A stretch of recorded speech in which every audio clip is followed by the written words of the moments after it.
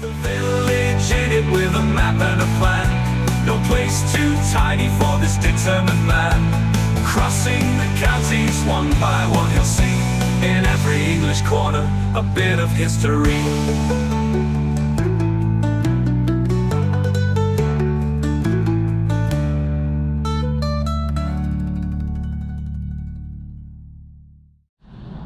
Hello people, it's Friday. It is your 5th episode here in Warwick.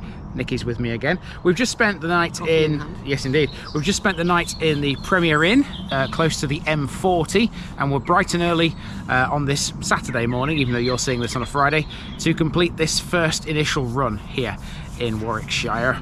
And we're outside a church with a massive spire. We're going to go and have a look at it in a moment. It reaches high up into the skies. I don't know whether my camera will be able to see enough of it, to be quite honest with you, but we'll soon find out. This is Sherbourne.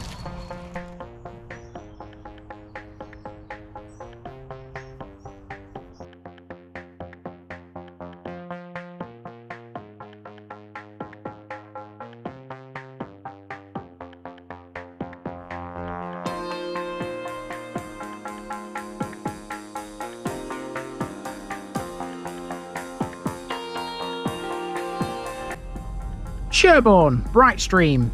Rounding off the week in Warwick, today we're in Sherbourne, about 3 miles away from the town itself. With a name that means bright stream, Sherbourne borders Barford, Fulbrook, Snitterfield, Norton Lindsey and Budbrook, and it's administered jointly with Barford and Wasperton. Again, we're in a village that sits on the banks of the Avon, but it's not that river which gives Sherbourne its name. Instead, it's the little-known Sherbourne Brook, a small trout stream which traverses the parish on its way to the river.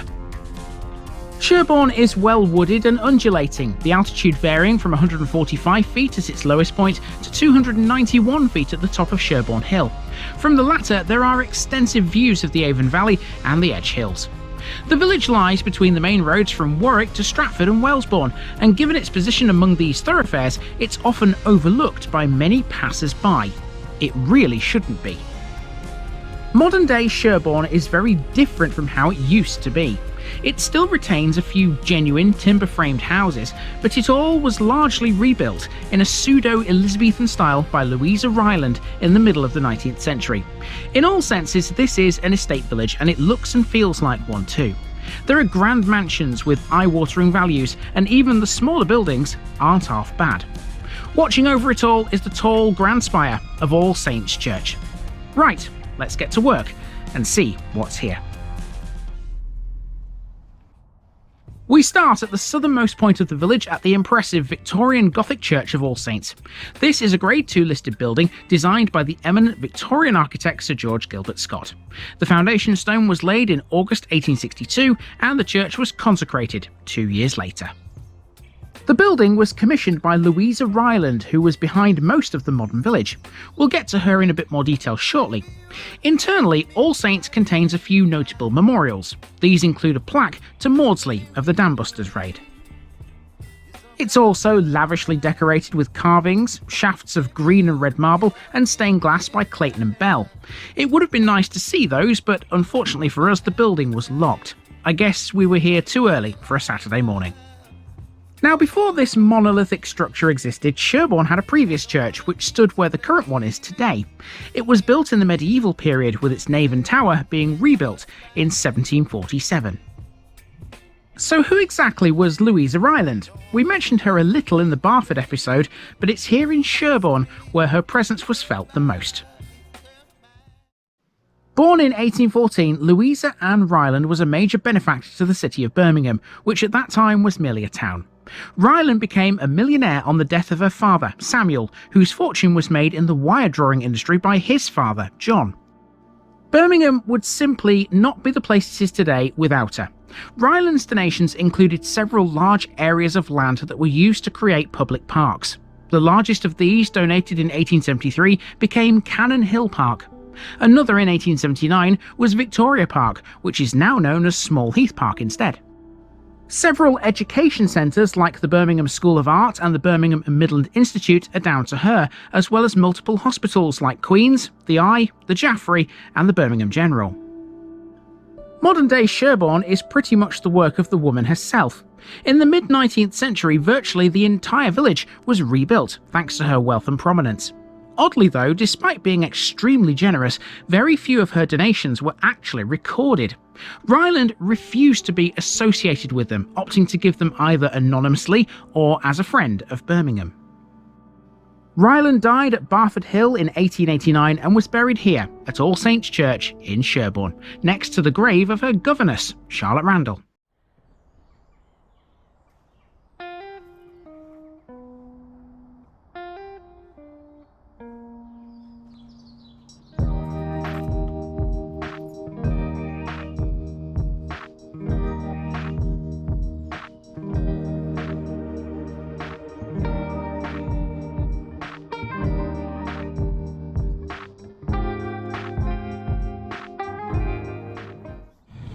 Okay, so Sherbourne's a bit of a strange village. When you look at it on the map, the church is kind of the main sort of focal point, but it's right at the southern end of the place.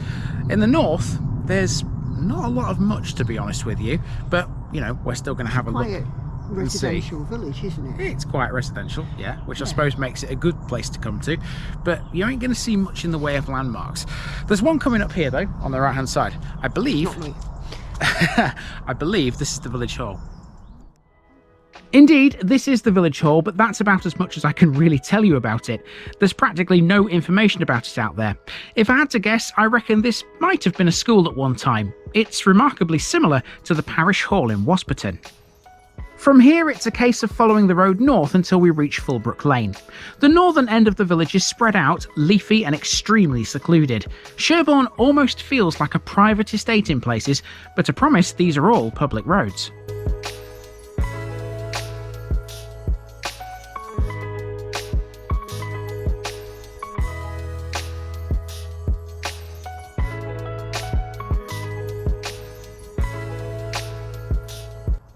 Sherbourne has a frankly ridiculous number of grand mansion-like houses.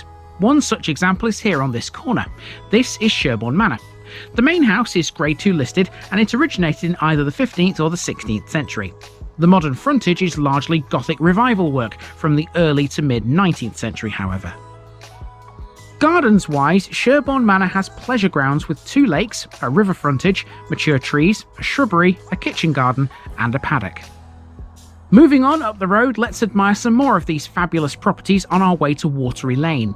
Of particular note is the massive Sherbourne House, which dates from about 1700. The 3-storey giant is now a set of apartments, and it has a rectangular dovecote around the back.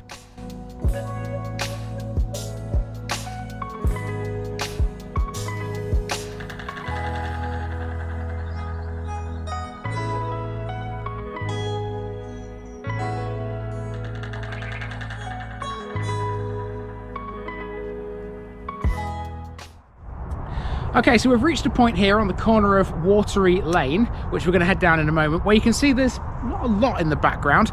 There's a couple of fields and whatnot, and a couple of houses here and there, but to be honest with you, it's a bit bereft of anything. But you can hear in the background road noise. Over there, we have the M40 and the A429. There's a big junction just outside Sherbourne where the 2 roads meet. We'll be driving around that junction in a bit. Watery Lane is very sparsely populated, but there is one building down here that's notable. That would be Sherbourne Priors. Formerly the vicarage, it was built in 1863 to the designs of Birmingham architect Yeovil Thomason. It was once used as a residential school, but it's undergone a number of alterations since those days. Okay, so we've made it back to Fulbrook Lane, where we were earlier. If you continue down here, you get to Fulbrook, which is an episode you will see next week, by the way. There's not much there. It's probably less populated than this is, but it does have an interesting piece of history to talk about, but that's for a later time. There's a dairy farm down there as well, which we're not visiting because it's kind of out of the way. So from here, it's just a case of making our way back to the church. It's very quiet, this place, isn't it? Yeah, it is. It's lovely though. Yeah.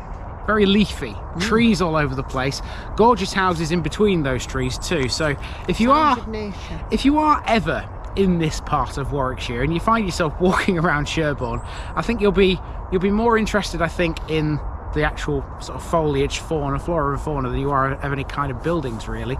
Most of them are kind of off limits, can't really see them, but they are there. they are there, so they may be of interest to someone. Who knows? Very much a nature orientated place. I'd say so.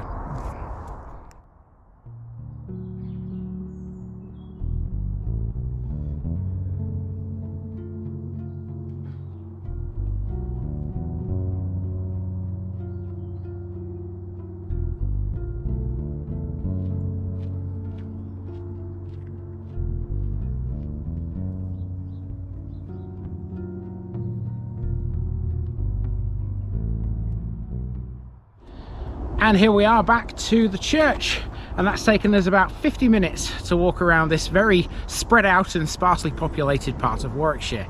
I've enjoyed myself here, I don't know about you. It's blown the cobwebs off, hasn't It it? has indeed, yeah, nice early in the morning. Now the sun is starting to peek its head up above the horizon now, and it's starting to look quite nice. It's looking like it did yesterday. It's going to be a nice day, all in all. And that's a good thing, because now we're going to cross the border between Warwick and Stratford-on-Avon, and hopefully this sun will make that part of Warwickshire look good too. Those episodes are coming your way next week, but to finish this one off, we need to drive around a motorway junction. To finish with, we're taking a look at the major traffic island located to the north of the village. This is Longbridge Island, which many motorists will know as Junction 15 of the M40. Despite being here for several years and minding its own business admirably, Junction 15 has been the subject of quite a bit of local controversy. The intersection is part of the Warwick Bypass, a 1.8-mile dual carriageway which began being built in March 2008. It opened to traffic in June of 2010. The bypass included a 4-span bridge over the M40 and cost £71 million. It was intended to reduce traffic at the old roundabout by around 40%. The existing roundabout was widened to 4 lanes. As well as the bridge over the M40, several others were constructed, including the A46 Chasefields Bridge and the Sherbourne River Bridge. Before any construction could take place, Sherbourne residents campaigned against it, claiming it would increase traffic and cause flooding. The alternate proposal, by contrast, received considerable public support. It would have seen the bypass sited some 400 metres to the west instead. It should be noted that just off this and within the boundaries of Sherbourne, the Highways Agency have one of their regional depots, a strategic site for their gritters and other maintenance vehicles. That's it for Sherbourne, folks, and with it we're at the end of this initial Warwick run. 5 down, 27 to go, and I can't wait to come back for more. See you again soon.